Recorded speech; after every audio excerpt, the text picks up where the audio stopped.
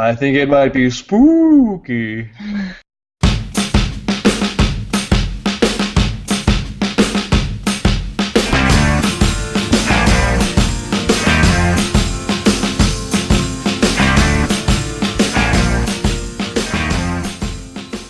Okay, what are we talking about?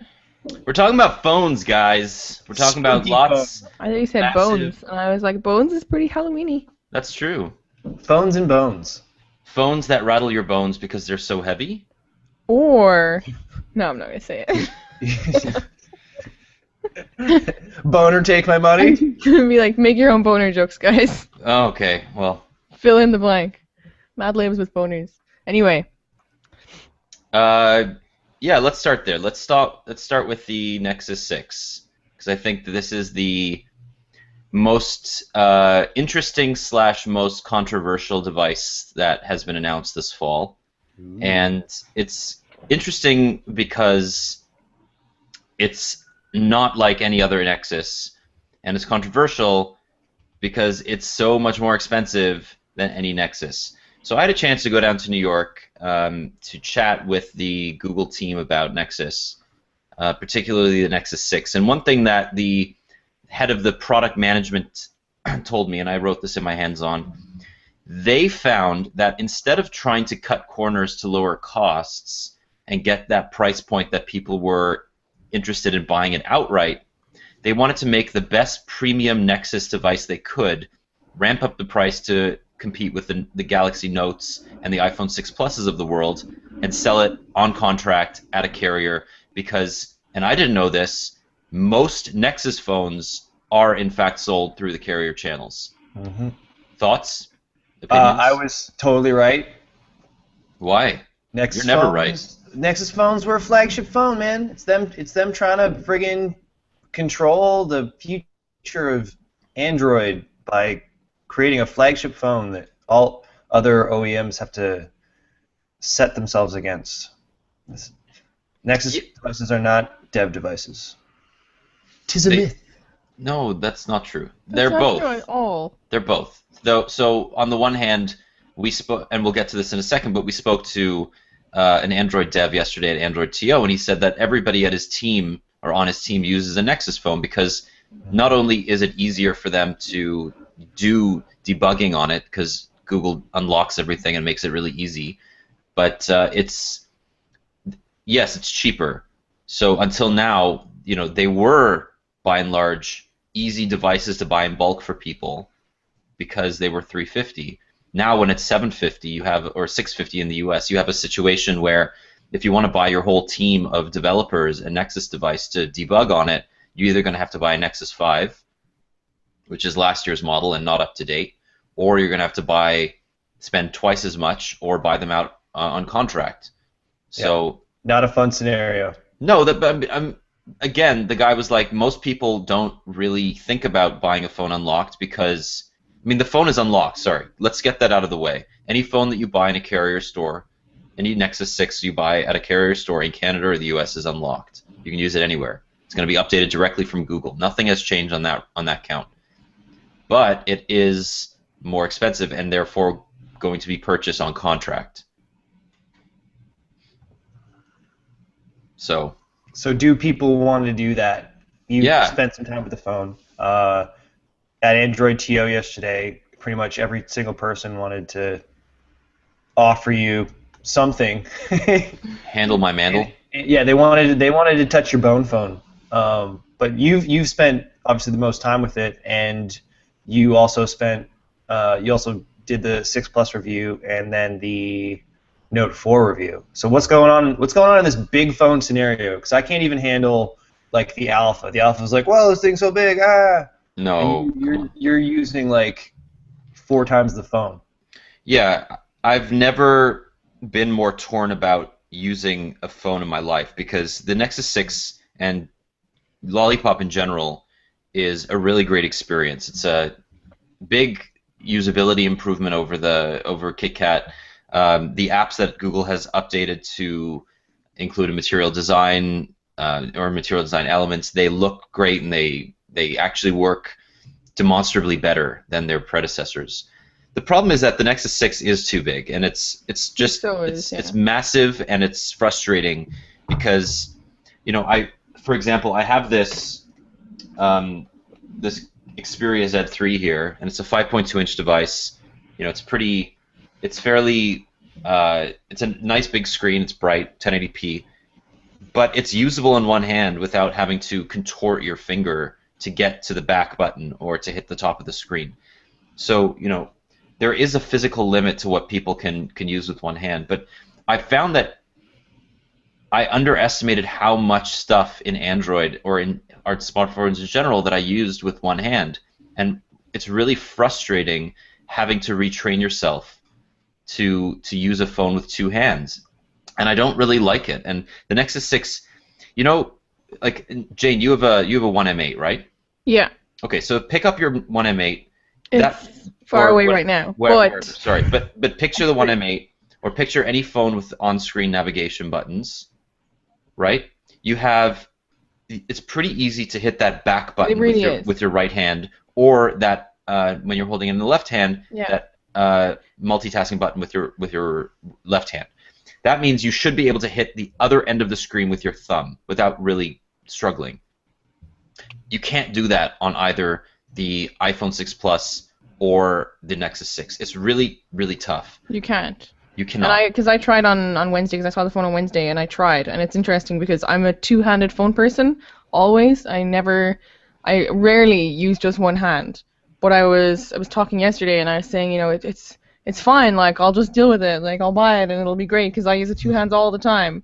And then my husband was like, yeah, except when you're walking through an airport and you want to use one hand. And he's like, I've seen you do that. I've seen you be carrying something in your left hand and just whip out your phone and send a text message. And he's like, it's not that you use your two hands all the time and that's fine. It's like, it's the times when you don't. And he's like, you shouldn't be forced to do one way or the other. Right. And especially with the Nexus 6. You want a mobile device? Pardon? The times in which you want a mobile device? Well, yeah, but the problem is, like, the Nexus 6, like, I went to that briefing thinking that it would be like the Note 4 or, to an extent, the iPhone 6 Plus, which is like, oh, it sounds like it's going to be huge and the pictures make it look massive. And then you see it and you're like, oh, okay, this isn't so bad. But I saw the Nexus 6 and I was like, this thing is massive. Like, it was every bit as big as it promised to be. Like, it's huge. And they made it as small as possible. Yeah, I mean, make no mistake, the iPhone 6 Plus is also massive.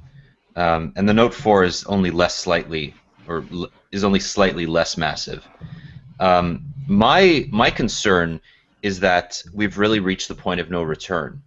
When a flagship from almost every company is coming in at a size that is pretty much unusable in a way that we took for granted just 1 or 2 years ago, then you have a serious usability problem. And it's not just an aesthetic thing. It's not just an inconvenience of, oh, I now have to use my phone with two hands when I did it with one before. It actually changes the definition of mobile, as Doug was saying. And that's a problem. And I think that they're doing that in a way slightly in a way to encourage people to buy wearables, but I don't think that's the be all and end all. And I want to know why they chose 6 inches. I want to know why they couldn't have gone to 5.5, done what LG did with the G3 and just made a really usable 5.5-inch device and just left it there. Well, because I think probably because they're following the market and seeing the size increase. The market wasn't 6 inches. But you're following the trend, right? You're building a device for where the trend's going. Also, if you want a slightly smaller device that's pretty decent, wouldn't you just go to the Moto X? Because isn't it just like the smaller version of the Nexus? It looks, spec-wise we can do a comparison, but why would Motorola agree to make a device that would be directly competing with its flagship device? No, that's a very good point. That Google doesn't make the Nexus phone, especially this year, because they're no longer competing on price, or they're no longer undercutting the price of all the flagships. Subsidizing. We argued about this last week. It's not really a subsidy. It's like they're basically just eating the cost of the phone. But anyway, whatever.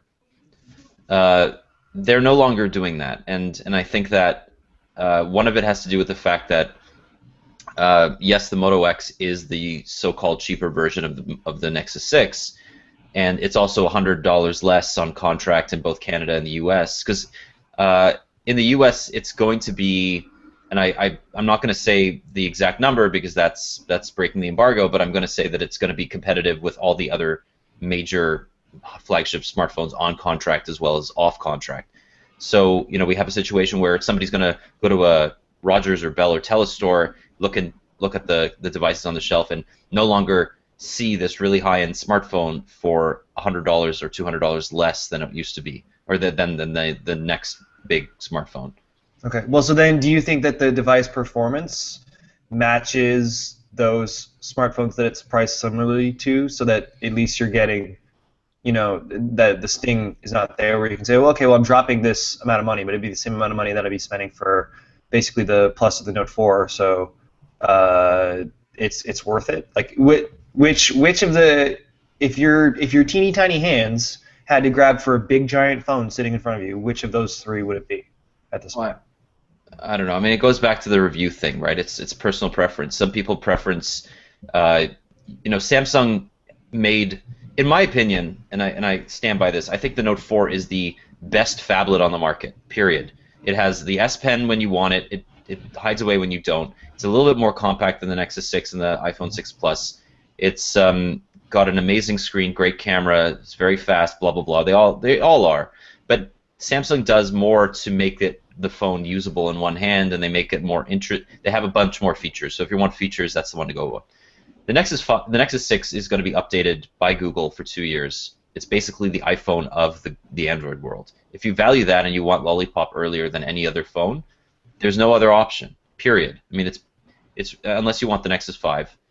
And I think if you value software as much as I do, I would pick the Nexus 6 over any other phone on the market in the Android ecosystem, because software is Google's priority here, and Lollipop straight from Google is going to be better than Lollipop from any other OEM as well.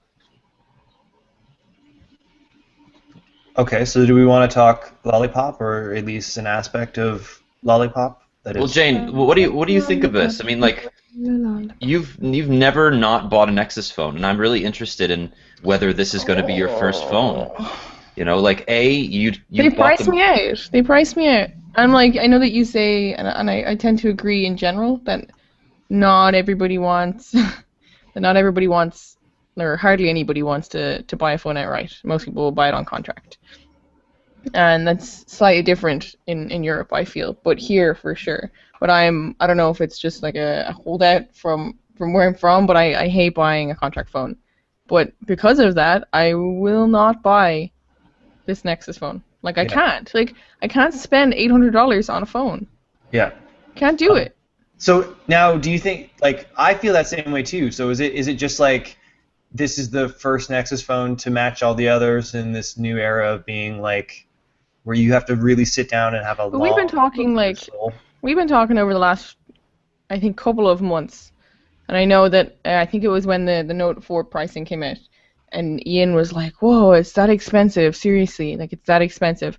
And it seems like even on contract, the phones are getting more expensive, and so I feel like this has been it's been going this way for a while. Like, I feel like 2-3 years ago it wasn't so bad, but. Well, I mean, for example, phones are getting bigger, they're getting more expensive in general. That's nothing new. What's interesting about today's market is we're almost a year. Well, we're just over a year after the carriers in Canada released their 2-year share plan contracts, right?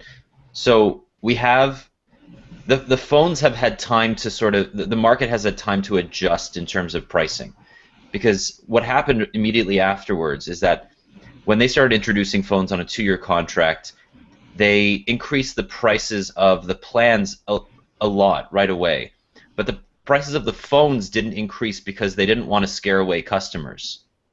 So the phones increased maybe by $20, $25. So they went from maybe $199 to $219. But the iPhone 6 and the Note 4 are both almost $300 on contract. Mm-hmm. Yeah. So these are big investments. These are people who go into a store and they want the latest iPhone and they say, "Oh crap! Like I used to be able to get this for $100. Now I have to spend almost, Yeah. you know, And that's what it used to 35 be. Upgrading was so easy because people would walk in and be like, "Oh, it's 100 or it's 199." Like, sure, that's nothing. But now it's like, But that was misconstruing, or that was actually hiding the value of the phone itself. That was dishonest in many ways because you are amortizing the price of the phone over 3 years. That wasn't really the value of the phone. no, Now, I'm not saying that, but I'm saying that it's now no longer like attractive for me to consider signing a contract because I'm like, well, if I have to pay $300 anyway, and I'm gonna be locked in for 2 years, like, screw that. Well, no, but I think the thing with that is it's not even just the new sticker shock of, oh wait, that's what a subsidized phone is now. It's also I have to pay more per month because Yeah, I have it's to everything update together. my phone. Everything is more expensive. So like I'm in a situation where like not even are the device prices freezing me out. Like I don't want to change anything about. I want to stay in 2012 in terms of like my phone pricing and I guess my phone usage. I have this beat up little workhorse. Not a workhorse. It was a trophy wife that I'm still married to. work pony, Work pony. The Shetland pony. the work ass. The Shetland. Because like I'm stuck in a position where as a now adult who's supposed to make rational decisions, there's no way I'm going to spend that much money on anything that just does a little bit more of what this does. I can't make that personal decision. I can't justify that.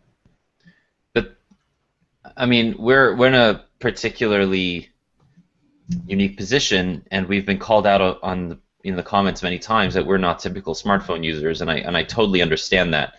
Douglas, if you today had to give up that iPhone, you would probably have a couple of devices that you could fall back on. Most people don't. Most people would have to go to a store once they break their device and say, shit, I have to think about whether I want to buy a cheap-ass phone to keep my old contract or buy a new phone on contract and upgrade my plan to something that is probably going to be double the cost. No, you know what I would do? I would go straight to eBay. I would go straight to Craigslist, and I would wait for one of those people who is selling their old phone because they want to buy a Note 4, and I would totally circumvent the first sale market and go to the resale market because at least then, like if I could get someone to even give me last year's Moto X because they want to buy this year's Moto X, that functionality is at least parity with a phone if I break it. I would not go into a carrier store and be like, hey, give me the latest and greatest, or give me the newest but crappiest. I would go for, and this is kind of like the question in the alpha reviews, like, do you want a brand new phone with these compromises to hit a price point, or do you want a really great phone from last year at the same price just because it's older? And I would try to buy a used version of a really great phone. Yeah, you would, but most people wouldn't. Most people don't trust the reseller market. They don't know what to look for. Okay, that's interesting. I would, whether or not they would, I think that's probably the best bet for someone who doesn't have unlimited phone access like we do. But also that also likely precludes a warranty. So if you buy a phone off eBay, that phone is either a year old or it's maybe approaching its warranty date, and that's a big thing too, right? And I wanted to touch on that a little bit because the carriers, we'll come back to material design in a minute because that's kind of I want to bookend our discussion on the big phablets with material design, but I want to talk about Rogers for a second because Rogers launched with Vice Media yesterday. They announced a $100 million collaboration distribution partnership. And one thing that Guy Lawrence, Rogers CEO, mentioned was he wants Rogers, if they're going to be selling contracts and phones at the same price as every other carrier, he wants there to be value adds for their customers. If they're going to be a dumb pipe that owns a bunch of content, it may be an expensive dumb pipe, but he wants there to be a reason to go with Rogers over Bell or Telus.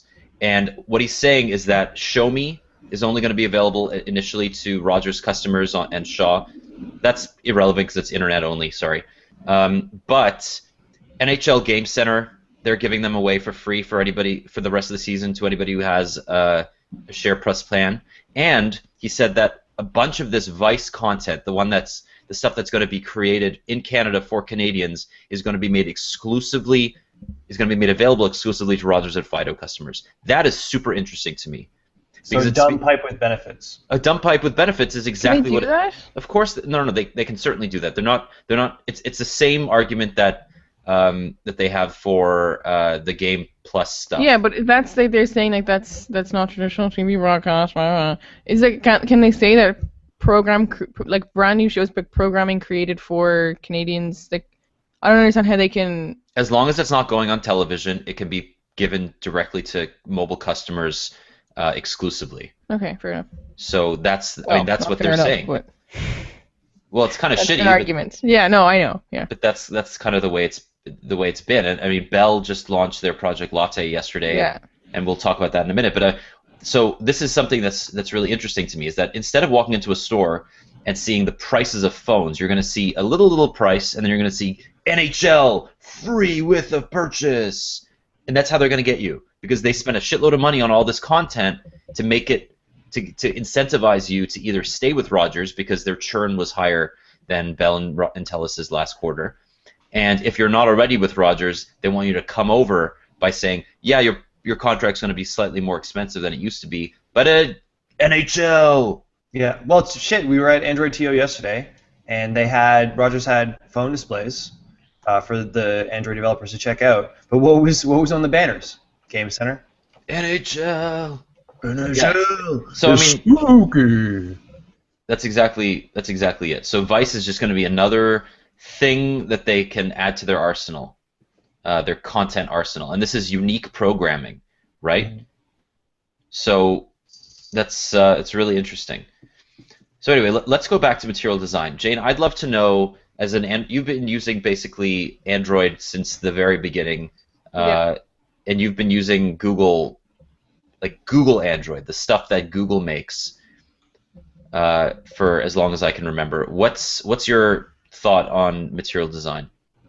I love it. I mean, I've always been kind of in two minds when it comes to software, because when people ask me like, hey, what phone should I buy? Or more commonly, one of like my very nerdy male friends will say, oh, my girlfriend, my wife wants to buy like an iPhone, like tell her that Android is better, convince her that like she doesn't need to buy that phone, and usually I'm like, all womanhood. That's what it usually happens. Like I find that usually I've even had like one of my very, very good friends came to me and said, like, I want to buy the new iPhone. This is last year. Like, I want to buy the new iPhone, but he won't let me. Like, he tells me that I should get an Android. Like what can I say to convince him that it's okay for me to use the iPhone? And it's like, for me, I always say that, hey, like, if you don't want the level of complexity that Android affords you, and a lot of most Android users don't want that, because they're just buying like, you know, their HTC Desire. Like, they're not buying a Nexus phone so they can build apps, or they're not like putting CyanogenMod on there.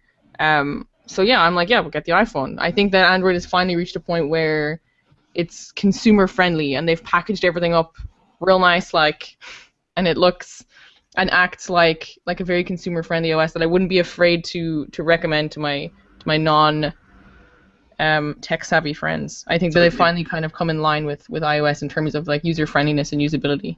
Yes. It's smart and pretty. Yeah. It's smart, pretty, and really, really smooth. Yes. It's like a 15-year-old whiskey over a 12-year-old whiskey. Like, they're both amazing. Kit Kat, yeah, fantastic Scotch. But a 15-year-old Scotch is just that much better. And I'm sure 5.1 is going to be an 18-year-old Scotch, because they'll get out all the kinks. Do you know what the difference between a 12-year-old Scotch and a 15-year-old Scotch is? Tell me, Douglas. 3 goddamn years. My favorite bartender will always say that. Trying to upsell. But we should do a Scotch podcast. Wow. But we should do a Scotch podcast. That smoothness, though, is new to Android, but not new to other OSs. Like it's not new to Android. I don't think. Well, no. That's not a dig. It's more just like comparatively. Are you saying this is like industry breaking smoothness or performance, or is it just now at that point where with certain Android apps, or like they've added transitions, they've added things that gives it a sense of motion and life beyond what it had before. Yes, but not only that. I mean, there are some serious technical reasons why Lollipop is faster than any previous version, and the Android runtime art replacing Dalvik is the biggest reason for that, because as Kevin Grant said yesterday, so Kevin Grant is the lead Android design engineer for Tumblr. He came up from New York yesterday and talked about, in front of an amazing and enormous audience of Android lovers and developers, talked about material design and adapting your existing apps for material design, but just more in general about how far Android has come in terms of fragmentation and the way that developers can create a single app that's great across screen sizes and all devices. He said that Android Runtime fixes all the garbage collection, all the stuff that happens in the background when your app is running, making it a lot faster. And because of that, Android is, and I hate to use this term, but it's a little bit more real time. So Doug, I know you said that. I said the iOS is a real-time OS in my iPhone 6 Plus review, and that's not technically correct. It's not a real-time OS the way that, say, QNX is, in the sense that it runs things. It runs a single process in the foreground, and it basically shuts out anything happening in the background if you don't want it to, and that way, it's a real-time situation, and nothing can fuck it up in the background. But iOS is not like that. It's more. It gives much higher priority to the processes happening in the foreground than the background, and therefore things tend to stay smoother. Android Lollipop is similar to that. It deals with things in the background more intelligently, and therefore doesn't use processes unnecessarily to make your scrolling a little bit more janky. And a good example of that is whenever you're updating things in the Play Store, and that's happening in the background, and then you're scrolling through an app, every time the app installs, you may get a second or two of stutteriness. That no longer happens. It may be because the Snapdragon 805 in the Nexus 6 is really fast, but I found the same thing on the Nexus 5. So I find that Android is just in general a little bit more like iOS in its smoothness now. That's the least technical way I can describe it, but it's really, really nice, and those animations are delicious. So yeah, I think there's a lot to be said for how, remember when Android 4.1 came out and there was all Project Butter? Yeah. This is really the first Project Butter, I think. Yeah, and I think a lot of what we're talking about is impossible to see without playing with the phone yourself. Like, True. You can read all the posts about like, oh, like Lollipop brings X update or Y update, or this is like what the camera can do and all that kind of stuff. But most of what's getting us excited about it is something that you're just gonna notice over time at using the device. You're gonna be like, oh, like you can read all the posts you want, but you're not gonna notice it until you're using it every day and being like, hey, like that didn't used to be like that, or hey, this is so much. Did Doug go somewhere? No. Oh, Doug. I'm back. Hey. And we're back. The internet is no longer dead.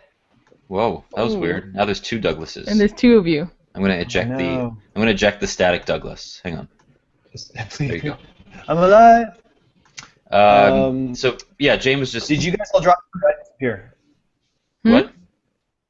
Okay, I guess I got booted. Okay. Okay, I'm just gonna warn you now that she is honestly purring closer to the mic than she was last week. Oh, that's great. Hello, Harvey Dent. Anyway. So continue. Yeah, no, I think that most of the benefits that you're gonna see are not gonna be anything that you can read about. You're just gonna have to use it for yourself. Like especially Project Volta, which is optimize the battery life and stuff. You're just gonna have to experience it. It needs to be seen to be believed. Yeah, I have to say, in my initial day or two of usage, the Nexus 6 battery life hasn't blown me away. I mean, this is a cell that's the same size as the Note 4, so it's 3220 milliamps, and theoretically that should be combined with Project Volta giving me 2 days of battery, because the Note 4 gave me a day and a half pretty easily. Yeah. It's not quite there yet, and I imagine it's because a lot of the apps that I'm using have not been optimized yet for Project Volta. They haven't hit that point where developers have used the battery APIs. And just to give you a bit of background on what Project Volta is, it's a way to systematically update things in the background when the phone is idle or when it's plugged in. So instead of say you tell your RSS reader to update every hour, it will no longer just update on the hour when you tell it. If you're running something in the foreground that's taking a lot of CPU processes, it will then wait until your phone is idle or plugged in or not being used that much, and then it'll initiate that update. And it'll initiate a bunch of updates at once so that it batches them together so that your phone is not constantly increasing, like revving up and then slowing down, and then revving up and then slowing down. That's what iOS 7 did, and it over time, once developers started adapting to the new APIs, it did increase battery life for existing devices. So you can expect the same kind of experience here. Is the software on that phone final as well? They said that it's final-ish. A lot of the apps, like some of the first-party apps, haven't been updated yet, and we're still getting updates today, or I think yesterday they were still coming through. So I don't know if all the software is final, but I think the actual shipping version of the OS is final. Okay, because like that can be the biggest factor, especially if it's first-party apps, because battery optimization is the last thing that happens. Oh yeah, for sure. That's adorable, Jane. It's like. Can you hear it? Oh yeah. I'm so sorry. Okay. It's okay. It's actually kind of soothing. I can't get her to stop. And the thing is, I already took this off because she was like running around with it, and it was like driving me crazy. It's okay. She's our mascot. Yeah. Token Podcat. Podcat. Okay, so then I'm really excited to use Lollipop. I really want to give it a try because obviously, in watching the progression of Android OS, you've seen it start. I think, as Jane put it, with just that level of complexity and functionality, and providing you essentially every option, completely malleable. And to see them slowly streamline that and integrate it in a way where it wasn't just, oh yeah, there's a menu option for that to change it to make it better. They were also making really good decisions, or things happen more easily or in a smarter way. So if they've added like an element of, fun and color and beauty, so you're not just staring at like these like dark, weird teal screens all the time. I really want to play with it. I really want to. Yeah, I think you said it perfectly when you're like, it's smart and pretty now, because they actually haven't removed the complexity. They haven't made it, they haven't dumbed it down at all, and they haven't said, oh, people want to be user friendly. People want to be just given like the best option. They don't want 10 different options. Mm-hmm. And they haven't removed any of those options. It just kind of they dressed, I guess, their default up real nice, like, and then you still have that level of complexity, but it's behind the scenes, and if you want to go there, you can, and if you don't want to touch it, you don't have to. Yeah, I think that's a really good way of putting it. Android is no less malleable or flexible, but things that were a little bit ugly before, things that were not quite as well thought out, were not well engineered, say the share sheet, how that was a ubiquitous option in all apps, that's been significantly improved. If say you share you go into Chrome and you share a page to Evernote to save that page a lot. When you go and share a page, when you share something in Chrome now, Evernote will rise to the top every time, so you don't have to scroll through that list of share extensions to find it. Stuff like that, little considered improvements that Google was like, people are doing the same thing hundreds of times a day. We should make it really easy for them to do that, to take those actions. The thing that I mean, this is one of the features that I love so much about Lollipop. Whenever you get a new Android phone, it's really frustrating to restore all your settings, to get the apps that you like back on the phone, to get your home screen the way it was. With this, you just touch it to an older Android phone using NFC, and it'll actually tell you all the apps and the settings that were on your phone, your old phone, and it'll just give you that exact same experience on the new phone right away. It's amazing. It really works great. That's really cool. Yeah. Does it work? Does it work well? Because my time with Nexus has been so limited. But I've done it twice, and it worked. One of my peeves with older versions of Android is that when you set up a new phone, and I end up doing this all the time just from testing phones, and it's like, would you like to restore back? And you're like, sure, yeah, I'd love to do that. I'd love my apps to be there, and then you get like 60% or 70% of your apps, and then you go to find apps that you have installed, and they're not there, and it's just it seems so spotty. They're trying to install OEM-specific apps, like Samsung keyboard to your like Motorola phone. You're like, no, not that one. No, I don't need this. Yeah, that's another good one. So I'm excited that it actually works. Well, not only that, but the carrier apps, whenever they're pre-installed on a phone, they're now installed on the data permission on the data partition, not the system partition. And what that means is that you can now uninstall carrier apps, even if the carrier doesn't want you to. Ugh. Every single Lollipop device will let you uninstall carrier apps. Nice. Now, is that something that is only going to be a stock thing, or are OEMs going to? So from what I understand, it's a system-wide function, meaning that if you pre-install a Lollipop, a version of Lollipop, regardless of how much it's changed, you have to install carrier apps on the data partition, not the system partition. Okay. It's the same thing that when they introduced the function to disable apps in Jelly Bean, I think, or Jelly Bean, the OEMs can't turn that off. They can't prevent you from disabling certain apps unless they're system apps. So it should be easier to uninstall carrier apps. Craps. Okay, so let's talk about Motorola and Lenovo and 360 and the Moto X with Bamboo and all of the Motos. And the Xperia. Well, we'll get there, but I want to talk Motorola. I want to talk their intention to stay the same, regardless of who owns them. Lenovo. That closed this week, right? It closed yesterday. Pretty interesting.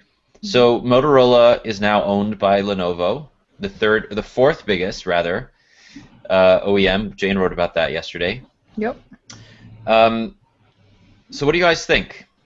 Lenovo seems to be doing some interesting things. They just launched the Yoga 2 Tablet Pro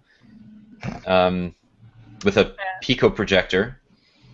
It's going to be great for Motorola, or going to be great for Lenovo, as long as they leave Motorola alone. You think they will? In the long run? I don't think they're stupid. I think... I hope. I mean, everyone keeps bringing up the ThinkPad example, and I think it's really indicative of Lenovo knowing, I don't know, where its strengths lie, and I hope that they can see that they purchased Motorola so that they could get a foothold in the North American market, and the reason they bought it was because Motorola knew what it was doing.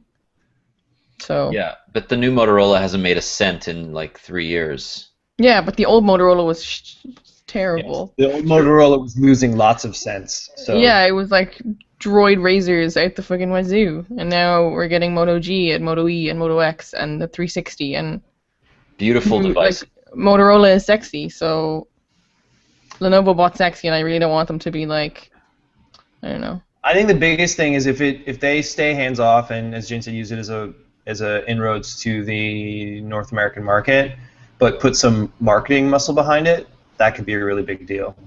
Because like it just seems to be demonstrated that in the Android space to step away and set yourself apart, you need money. You need to spend money to get your phone awareness higher. So I think that could really help. It seems like sales. I can't remember who had said it, but there was a story with that report that Lenovo, once it got its hands on Motorola officially, was gonna put out a Motorola tablet. And like Motorola has not been fairly successful or aggressive in its tablet strategy, I think. But the way they were talking was gave me hope, but it also made me a little bit worried, because they were saying that Motorola has this awesome like brand recognition in Europe, and that's what we want to exploit. We want to release a Motorola branded tablet because that brand resonates with Europeans. And I was like, oh hey, that's awesome. That means that they're going to do what they're supposed to do. But then it seemed that they were also like, yeah, well, there's going to be like dual marketing opportunities, and And it sounds like they're going to not only sell Motorola devices in markets where people already know Motorola and want to buy those devices, but it seems like they're also going to leverage the Motorola name for themselves, which I think is a touchy subject, and that it's a very delicate process. Yes. I mean, it's fine if it's all it's going on is like Moto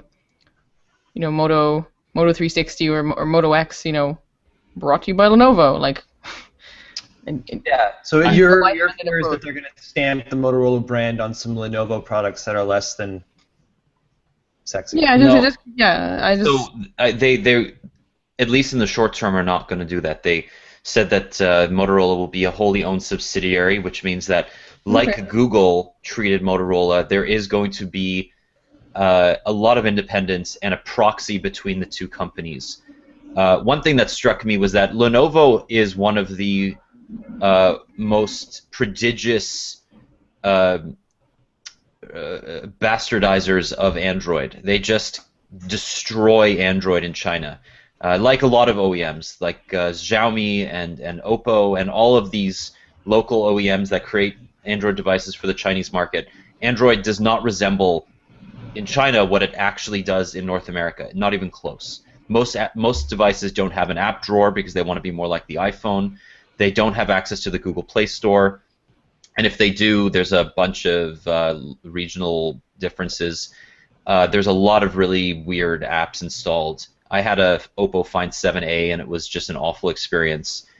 I've never used a Lenovo device, so I don't know how bad it is, but I do know that Lenovo doesn't plan to change that strategy or take Motorola's strategy of just using stock Android and building on top of it for the Chinese market, because they say that is not something the Chinese customer wants. So I don't know. I mean, in the long term, things might change. I think I'm eager to see what it means for hardware, because Lenovo hardware in terms of phones, like their Vibe Z series and all those, they're not available in Canada, but Motorola likes to trot them out at every major electronics trade show, regardless of where they sell them, and they're really kind of Xperia-esque. I think they're not. They don't. If I had to pick a brand, if someone asked me what does it look like, what's a phone that I can touch that is similar, I would say it's like the Xperia Z2. So I'm eager. Slates, just like and kind of like a little bit more angular, very very slender, but harder edges and a little less ergonomic and curvy in the hand. So I'm eager to see what it means for Lenovo's mobile hardware. Yeah, I think they already make pretty good hardware. I mean, we've seen. They've made some amazing smartphones and tablets and PCs and hybrids and everything. The original Yoga was actually the only Windows 8 device that I was ever really interested in. Let's change tune here. What is that? Traffic. Trick or treaters. Stupid cars. Starting early. Let's talk about. You want to talk about the Xperia? Z3? Not really. Just it's out. It's out. Oh, or don't. Breaking news: the Bell Xperia Z3 Compact is not $699 like we thought. It's actually $549 without a contract. There you go. $79.95 on a 2-year contract. So that is just been released. Which is a Bell exclusive. That's awesome. And the Z3 itself is $100 more at $179 on a 2-year contract. Okay. So pretty much in line with others. Yeah, it's pretty reasonable, I would say. That's $300. So let's move on. Let us talk. What do you guys want to talk about? Do we want to go back to because I think that Rogers conversation was really interesting. The Vice and the Xiaomi. The Vice, and then Bell's dropped their hat into the ring. Their latte. Yeah, or they announced their intention to have a product. Yeah. Which I guess after you pull out of a joint venture like they did with Xiaomi, it's going to take some time. But Daniel, you and I have been going back and forth on Xiaomi for a while, trying to figure out a way to get that conversation to be compelling, or take the compelling parts and display it on the site. And now we have Project Latte, which for me, the only thing here is HBO, because in the U.S. the big news last week was has announced that in 2015 you will be able to buy HBO direct from HBO without the need for Cable service. yes, cable or I guess any sort of internet service. I feel like Project Latte is going to prevent Canadians from enjoying that. Am I right? Yes, at the moment you are. So I had a long talk last night with Ben Klass, who's my go-to telco aficionado, and he told me something interesting. He said that this wasn't even meant to compete with Shomi, and it's certainly not meant to compete with Netflix. It's not an over-the-top product, or at least not in its initial form. What they're going to do is they're going to offer it to existing TV subscribers as a set-top box add-on. So it's a value add similar to Shomi, but it's only available to TV subscribers across the country. So if you have a Rogers cable subscription or a Bell Vibe, what is it, Vibe TV subscription, or Telus Optic TV, you will, if you pay for any package at all, so even if it's basic cable, Bell will allow you to sign up for Project Latte, which will give you access to HBO, TMN, and a bunch of other content from CTV and its partners for an undisclosed price. I hope it's not too bad. But it's in addition to if you buy HBO from your cable subscription and you use TMN Go, this is going to be in addition to that or alongside it. So if you don't already pay for HBO with your cable package, if you just want basic cable and you want to augment it with HBO content, then you can buy something like Project Latte. And that's not a competitor. How? Because you can't buy it without a TV subscription. And it's You need to already have. You need to already have some form of television in your home, and you need to link it up with that. So it's different to Shomi because Shomi allows internet subscribers to buy Shomi on its own, right? I think the easiest way to explain it to people, because I've tried to explain it to someone already, and they're like, yeah, but what's the difference between this and like Netflix? I'm like, people will say to you, I'm going to cancel my cable and get Netflix instead. You can't say I'm going to cancel my cable and get Latte instead, because you have to have cable. Correct. So again, I ask how. I think that's a distinction without difference, because if the whole point is people buy this so they don't cancel their cable and get Netflix, how is that not competition? How is that not a competitor? I think it's a naive of us to buy the line that these companies are selling that because it's only intended for their customers, it's in no way competing. They would not be even releasing this product if Netflix didn't exist. They wouldn't even be considering it. So this is, yes, in a way it's a competitor to Netflix, but it's not even looking at Netflix as a reason, or at least Netflix is inspiring this, let's put it like that, but it's certainly not the reason it exists. The reason it exists is that Bell and Rogers spend hundreds of millions of dollars a year on licensing content. They need another avenue to releasing this backlog content, this binge watch, previous year season content. And they want more money because their cable revenues are slowing, and they need another revenue stream. So this is, I should have said that from what I understand, Project Latte and Shomi, or sorry, maybe not Shomi, but Project Latte may not count against one's internet usage. So if you're a Bell customer and you sign up for Project Latte, it won't count towards your internet. That's interesting. But so now let's take a look at the rest of the population then that is going to be denied HBO access in Canada because Bell's releasing this product. Why would they be denied HBO access? I don't understand. Because I'm sure Bell signed an agreement saying don't bring your digital HBO programming here because we have Project Latte. No, so Bell already offers HBO to everybody through its cable package, right? So Rogers customers, Telus customers, anybody who buys cable or satellite through one of these guys. If you go to tmngo.ca, there are more than a dozen operators that offer HBO. So if you buy through your television subscription, you currently have access to HBO content through TMN Go. Bell owns they own Astral now. So hang on. It's Bell, Bell Alliant, Bell Fiber Op, Brook Telecom, Bruce Telecom, Cable, Cogeco, Eastlink, Hay Communications, Mornington Cable TV, Northern Tel, Rogers, T-Baytel, Source Cable, Vianet, Videotron, Media, Whiteman TV. These are all wholesalers that basically give their local regions HBO access. If you are one of those customers right now and you pay for HBO, you can use TMN Go, which is the only way to get HBO content online in Canada. Okay, so then again, in 2015, that's American not going to change. Will be So. Oh, you're saying this is their way of preventing Canadians from getting HBO without a cable subscription? Yeah.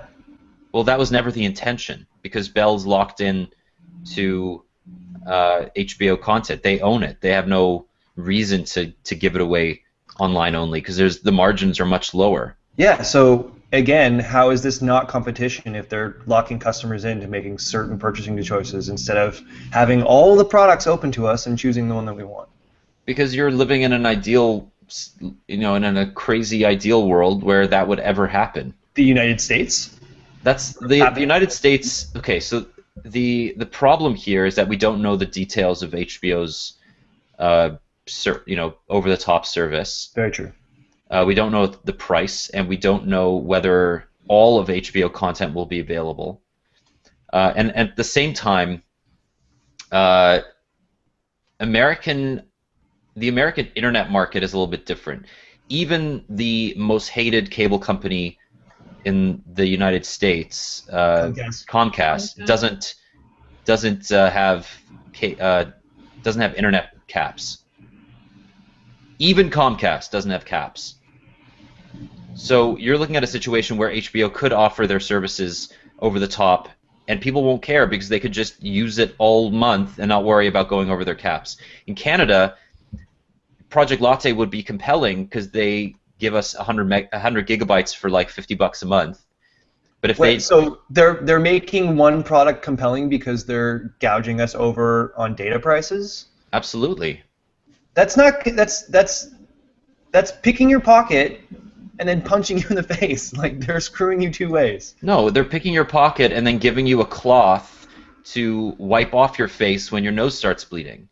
Like, it's them basically saying, we understand that you're limited with your bandwidth. We have no choice because of our self-imposed, we understand that we've limited your bandwidth. Correct. I'm not disagreeing with you. I'm saying that it's their way of throwing you a bone after hitting you in the head with it. Right? Yes. I would much rather be able to go buy my bones in the open. Move to the States. There's no option. Yeah, like... I'm not sure what you want. You're basically saying other countries have it better. It's like, yeah, well, what else is fucking new? Like, grass is greener. The United States is also an egregious overpricer of broadband internet. Other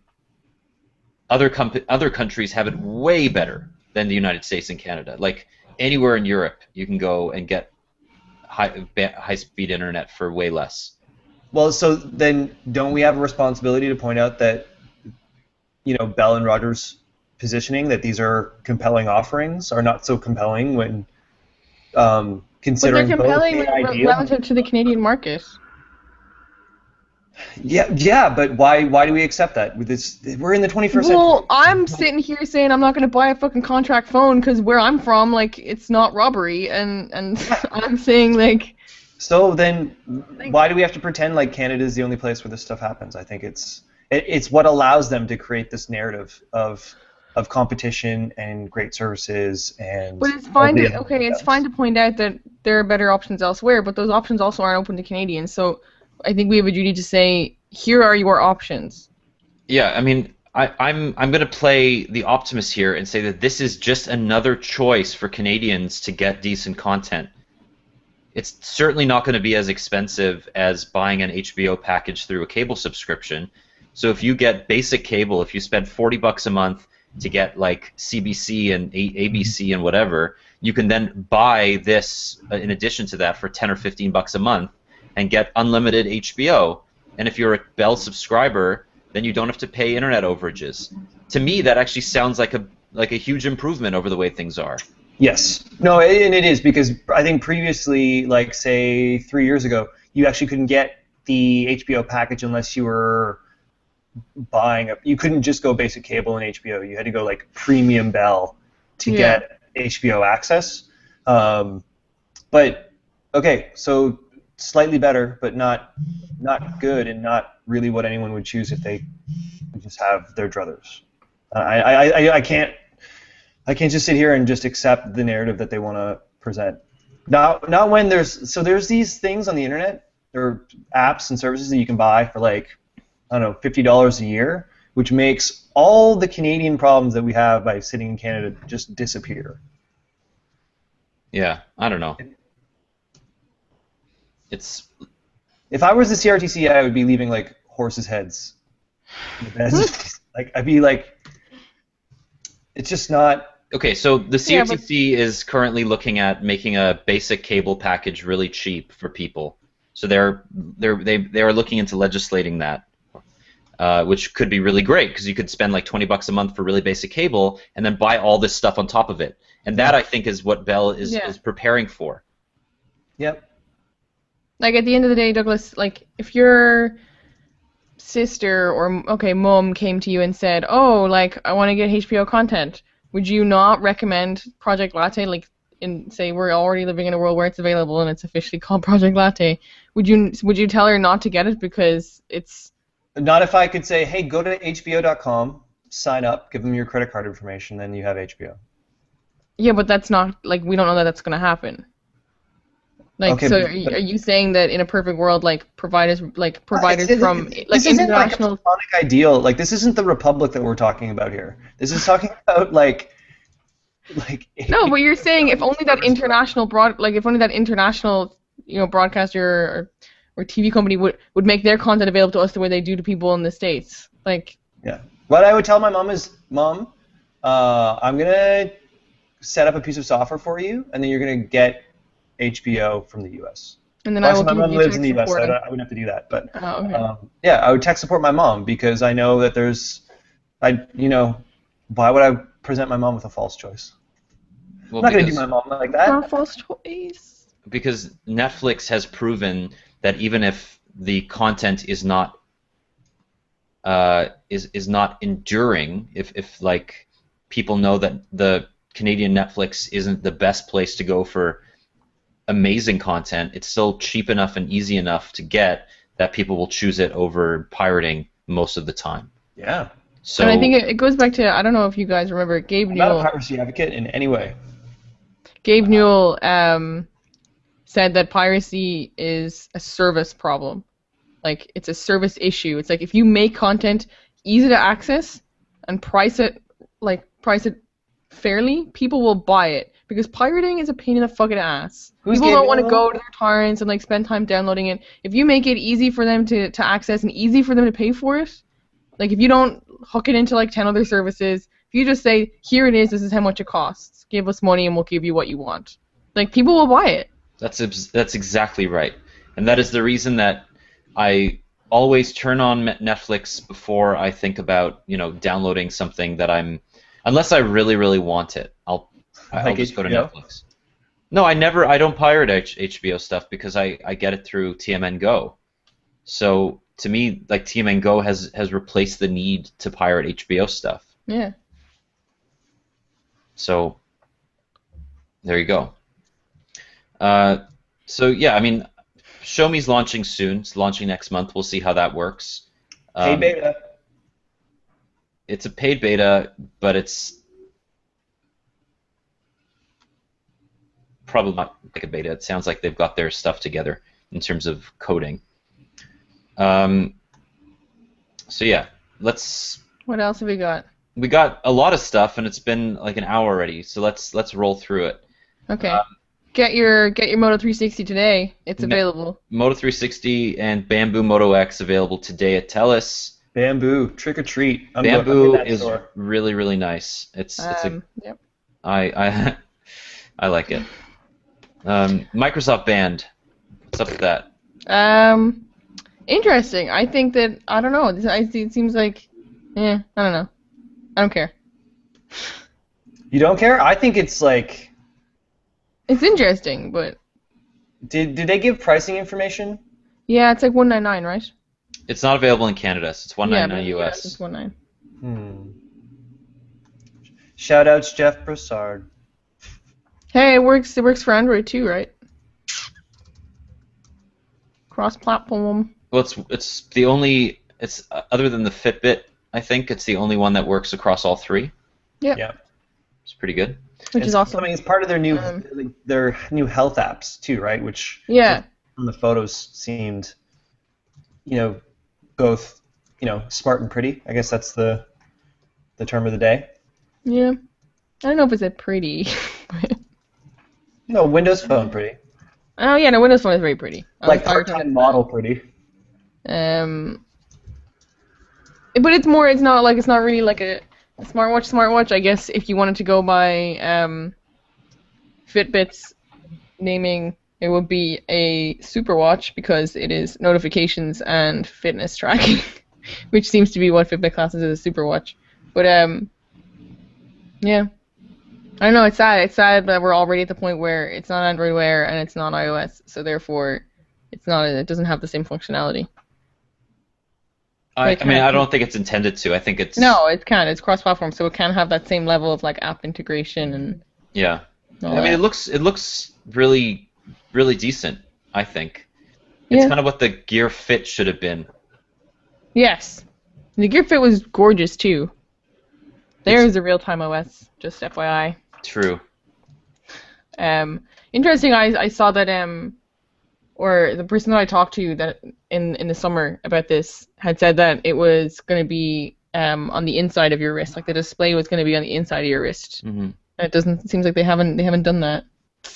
Well, I guess you can still do it. You can still do it. I mean, I want to see what does it look like on the other side? Just more band, isn't it? More band.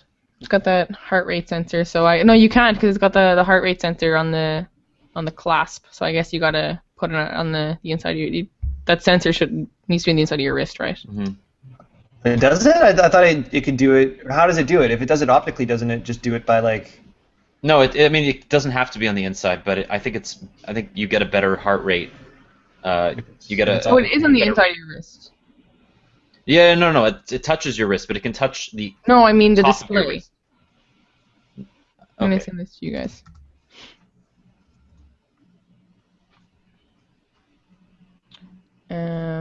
I think it's interesting, and I think that this speaks to Microsoft's willingness to, just be a bit more understanding of where its customers are. It knows that most Office and health customers and all, whatever, are not necessarily on Windows Phone. They're everywhere. Mm-hmm.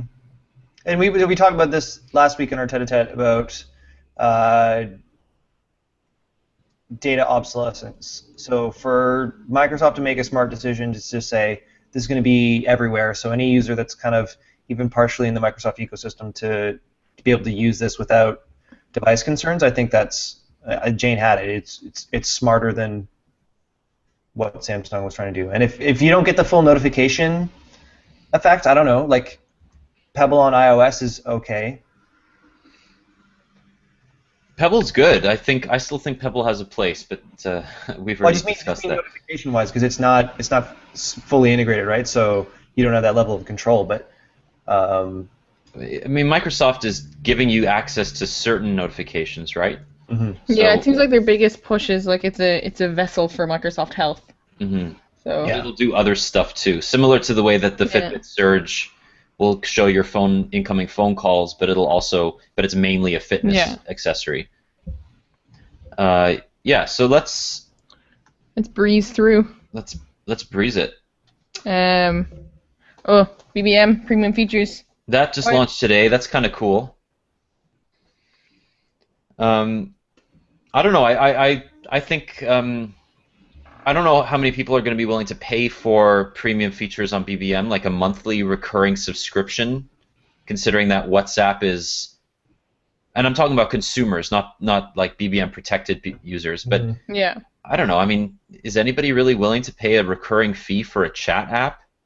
Well, I What do think you get when you pay for it? Like Well, right now these are the only two features that they've announced: the timed messages and a. Oh, okay. So those things that we talked about last week, you have to pay for them? I mean, that's bullshit. I think that people, if you're talking about consumers, about people who use BBM, is going to be like, wasn't it super big with like teenage girls and stuff because they could chat for free before WhatsApp was like huge. They're gonna look at it and say like I feel like for consumers, a lot of them BBM was like one of the big because features that they use, yeah, and then now they're just gonna see it as I have to pay for it. Like you're gonna make it better, but I have to pay. That sucks. No. Well, so I think the big issue here is, Jane, you're right. Like BBM was an explosive growth tool internationally for BlackBerry among youth demographics because it allowed young people who might have Restrictive plans, yeah. restricted plans to avoid using text messages. Yeah. And communication heavy. It was really good. I think the last identity split that BlackBerry currently has between consumer and business is BBM because of where it's come and where they're trying to do. If you look at the features that they're integrating and BBM protected and security focused and all this thing, it doesn't match with the way that they actually present BBM publicly. Like their marketing, their social accounts is very still that classic consumer focused, smiley emoticons, fun chat situation. And I think they're going to have to figure out, because no consumers are not going to pay for this, but I think the consumers who work in companies where this might be useful might. If this is a part of a package thing that's rolled out, rather than individual people just like downloading it and paying for it, I don't think they're going to care about security-focused tools. But what's interesting to me is that I think this is akin to, say, premium features on a to-do app. So a lot of the big to-do companies like Todoist and AnyDo and Evernote, they all started out with very bare bones subscription features. They said, pay us $3 a month and we will give you 4 premium features. And over time, that 4 became 40. And now when you buy an Evernote subscription, you get a ton of premium stuff. They actually send you an elephant. I want my elephant. Where's my elephant? We're so old. But I just can't help but feel like people who use BBM for whatever reason are going to look at this the same way. I see, every few weeks someone will say, wait, I have to pay for WhatsApp now? I don't want to pay 99 cents. Like, what do I have to pay? It was free before. Or I'm going to use any other messaging app, yeah. Yeah, they're just, and I feel like 99 cents a year for WhatsApp is so beyond reasonable, but I mean, there are people who don't, but I just think that people are just going to see oh, I used to get BBM for free, and now if I want, they're making it better, but they're only making it better for people who are willing to pay them to make it better. Well, I don't think BBM will ever not be free to the majority of its 85 million users. I think. No, I know, but these features will be paid. But I don't think most people would care about these features, so. But then why are they making Snapchat because their core customer inspiring would care. photos? Their core customer would care about this, but that core customer isn't necessarily the traditional BBM user. I think they're also going with the idea that 1 or 2 of your friends are going to pay for this, and then people are going to go, oh, I need that. And then they're also going to pay for it. Okay, which one of us is going to pay for it so that the rest of us want it? Why would you pay to retract a message? Because if you watch that video, the guy wanted to cuddle with his boss instead of his girlfriend, and then he had to retract the message. Really? It was, yeah. So I would just double down and go cuddle with the boss. just eat it. Well, because it's how many times you're gonna pay a monthly fee or whatever to just on the off chance that that's gonna be that you're gonna want to roll that back. I wonder can you cancel your subscription at any time, or is it a minimum 12 months or whatever? Because if that was me, I would be like, hey Daniel, let's go cuddle, and then I would be like, oh crap, and then I would pay it, cancel the message, and then I would unsubscribe. Yeah, well, the features are free for the next 3 months, and then I think they're going to be talking about more specifically pricing at a later date. So we should maybe just give BBM Give try. peace a chance, guys. Give peace a chance. But I'm more interested in them getting, if this is a great monetization strategy that's working for them, getting away from the message spam that they allow people to buy. It's where I get Oh my god, I hate invites that. all the time on BBM for people who are just trying to sell me things, and it's really annoying. Yeah, it's the worst. So other apps are also monetizing. Snapchat, Instagram. and then it's likely because they're doing it for the US, and then Instagram is doing it actually in Canada. Okay. So, Daniel, you said that Instagram, way back in the day, was one of your guilty pleasures, that you really enjoyed taking photos, sharing photos with that app, looking at photos. I feel that of all the apps on my phone, Instagram is the most serene because it's clean images. I'm much more curated with it. I don't just follow everybody. It's like people that I care about, me wanting to see just nice photos of what's going on in their life. It bums me out that if it's anything like the Facebook ads or sponsored images, it's gonna bum me right out.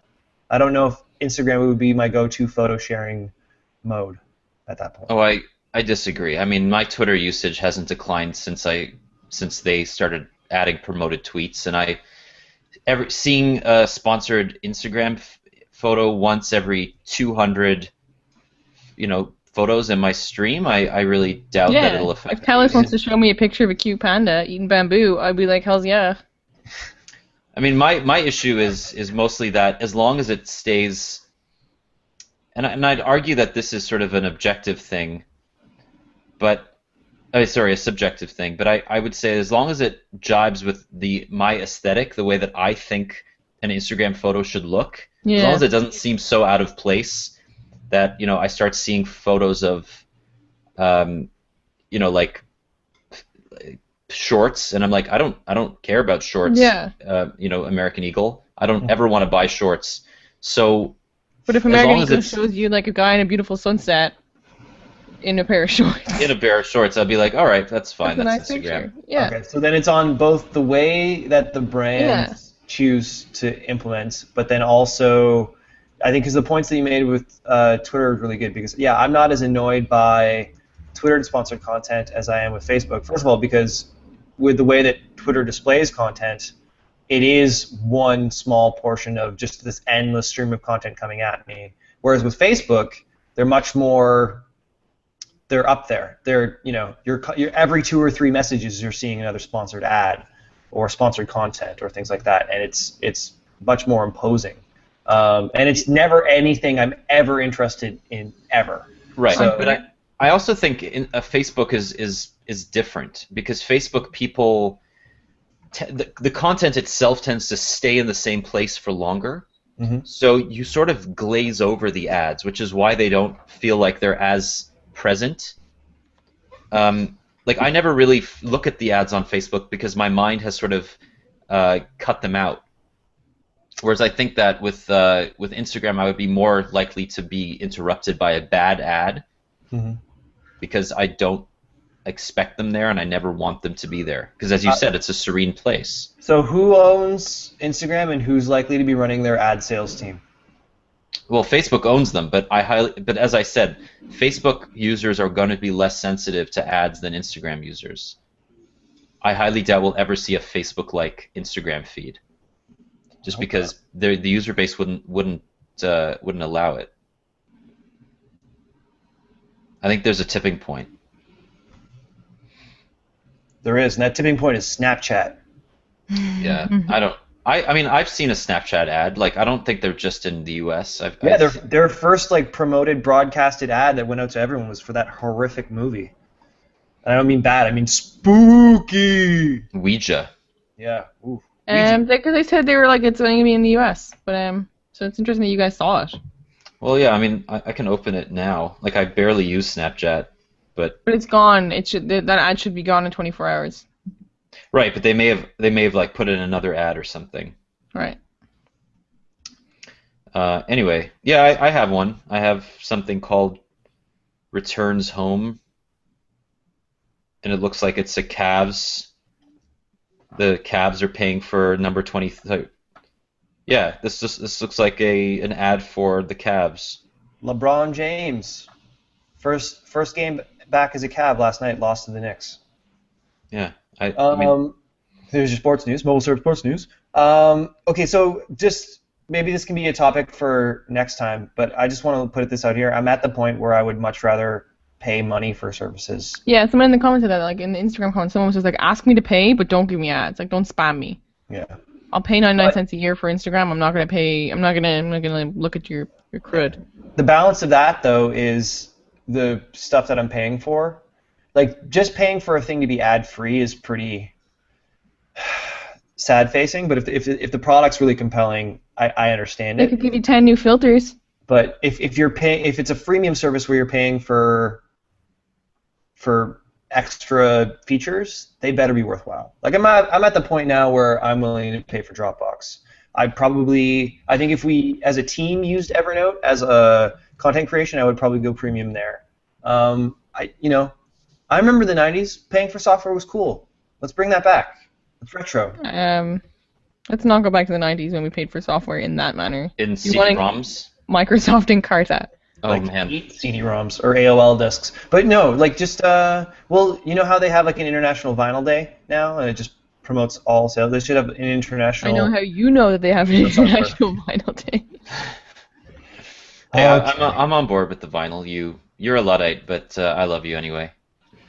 I just respect my elders. More money stuff. Apple Pay. Yeah. Not coming to Canada anytime No. soon. I disagree with that. I talked to somebody at MasterCard, and he thinks that Apple Pay will arrive next year. I don't think he knows. I think the biggest boundary to Apple launching Apple Pay in Canada isn't the banks. It's the fact that Apple rarely launches a new product in one market. They'll at their next WWDC, they may announce that Apple Pay has expanded to 20 new markets or 10 new markets or whatever. But they'll never just launch it in Canada, and that would probably be the reason. They're probably waiting for other countries to get on board. Well, and it's a much better message to do it. Yeah, I think marketing. it might be there in 2015. It might be at the tail end, like as you said, like the next WWDC or something. They announced that. I think it was the analyst was very interesting that they are probably far more interested in getting that in China or in larger markets than Canada, despite the interview that I did with MasterCard's CIO, innovation officer, not information. It was like the infrastructure is completely there for Apple Pay to work in Canada, super easy. But one situation that might even slow Canada in relation to other countries is our different regulatory policies around privacy, and I think also just even like needing the sign off of the banks. I don't necessarily understand the detailed aspects of how the banks participate in this stuff, but I think because they started the companies that created the infrastructure for Canadian payments, they're also somewhat of a gatekeeper in getting this stuff integrated. Like Daniel, you made a great point yesterday. Like in Canada, all our credit cards come through banks. They're still kind of locked down and make bets on how it's going to work. Right. I mean, it's not going to be difficult to integrate. It's just the banks need to get off their high horse and stop trying to push their own solutions. And that's really the first and only thing they need to do.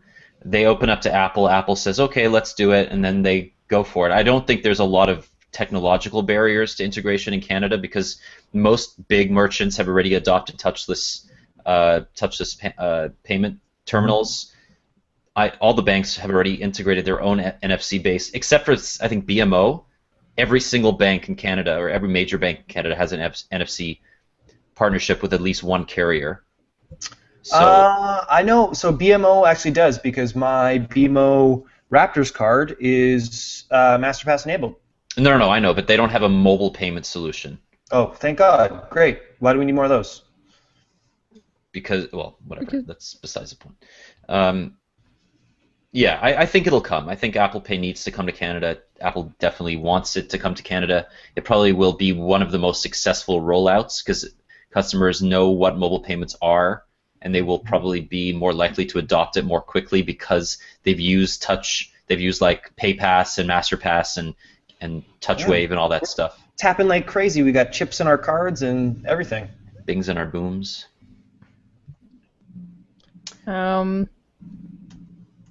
What else? Well, last but not least, let's talk Samsung's Gear S wearable.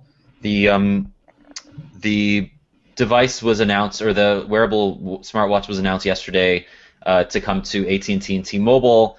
They will sell it in carrier stores and offer a data plan for between $5 and $10 a month.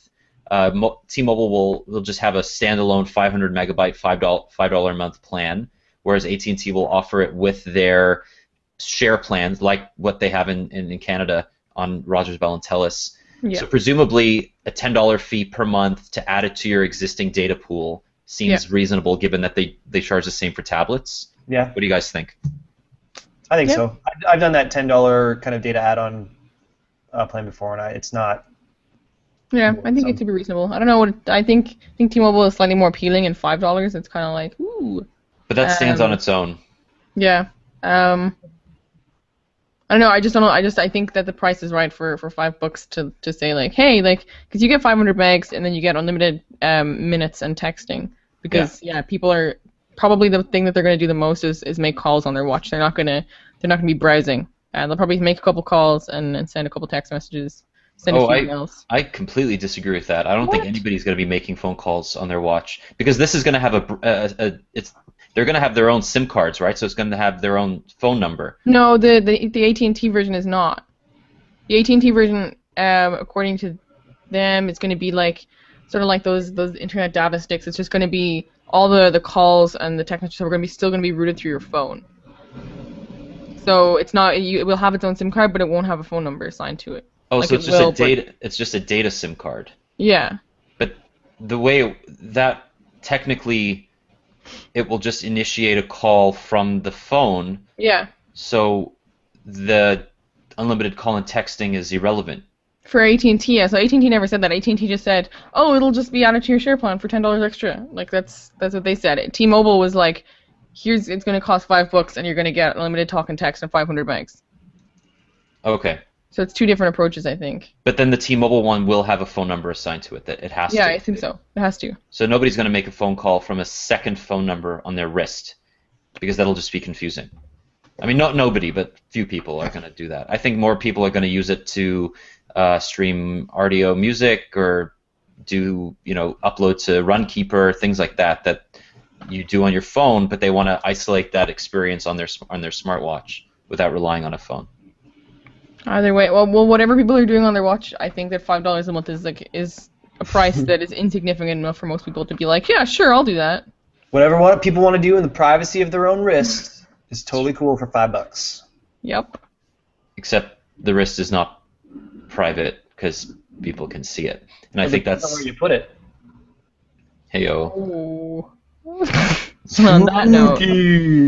Yeah. Well, that's our show, folks. Thank you so much for listening. Happy Halloween. Shout-outs. Go out. Sorry, go ahead. Do your shout-outs, Douglas. That's Jayton and Brett Arnold Allard, the Shinra Corp for having a great name. You guys gave us some feedback on our last podcast about ideas for changing the review policy. That's pretty cool. Jeff Broussard, you already got a shout-out. Second shout-out because you want us to talk about Windows 10. God bless you. We'll see when that happens. Yeah. Maybe when phones are Windows 10 related. But yeah, shout-outs. Maybe when we're in the calendar year when Windows 10 will be a thing. Yeah.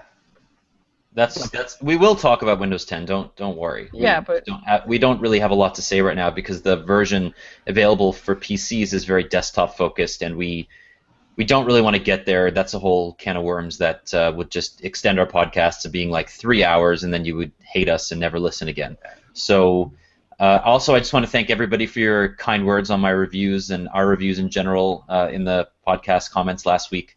We're definitely taking all those things into consideration, those suggestions for different categories and basing them on price points and things like that, and we will be making some changes very soon. And to everybody who listens and tweets and pods and does whatever, we love you. Thank you so much. Yay. Have a great Halloween. Be safe and get your discount candy tomorrow. Yes, get some discount candy. All right. See you later, folks.